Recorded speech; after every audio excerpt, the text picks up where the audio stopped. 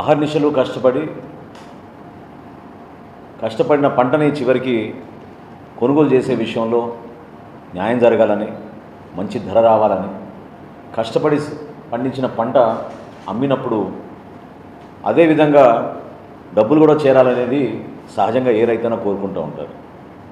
అటువంటిది గత 5 సంవత్సరాల్లో వైఎస్ఆర్సీపీ పాలనలో ఎంత దుర్మార్గంగా రైతుల్ని ఇబ్బంది పెట్టారో మీ అందరూ కూడా చూశారు. అడుగడుగున సమస్యలు సృష్టించారు. అసలు ఊహించని విధంగా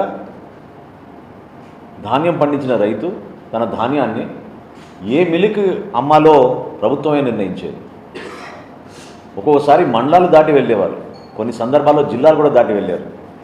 70 కిలోమీటర్లు 60 కిలోమీటర్లు కష్టపడి పండించిన ధాన్యాన్ని ఒక పక్క వర్షం వస్తుందన్న ఆందోళన, ఆ సందర్భాల్లో వేరే ప్రాంతాలకు వెళ్ళి తెలియని వ్యక్తుల దగ్గర 5-6 రోజులు పడిగాపులు కాసి లారీల కింద పాపం నిద్రపోయి చివరికి అక్కడ కూడా మోసం చేసి తేమ శాతం ఎక్కువ ఉందని తరుగు చూపించి పేటీఎం ద్వారా చేతిలో డబ్బులు లేవంటే పేటీఎం ద్వారా బలవంతంగా డబ్బులు కట్టించుకొని ఎన్ని మోసాలు చేశారో మనం చూసాం.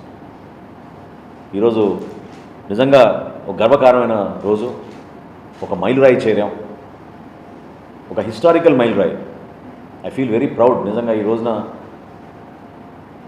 రాష్ట్ర ముఖ్యమంత్రి చంద్రబాబు నాయుడు గారి నాయకత్వంలో, మన ఉప ముఖ్యమంత్రి గారు పవన్ కళ్యాణ్ గారి ప్రోత్సాహంతో ధాన్యం కొనుగోలు విషయంలో మా కూటమి ప్రభుత్వం ఈ రోజున అద్భుతంగా ఈ కార్యక్రమాన్ని ఖరీఫ్ మాసంలో ముందుకు తీసుకొచ్చాం.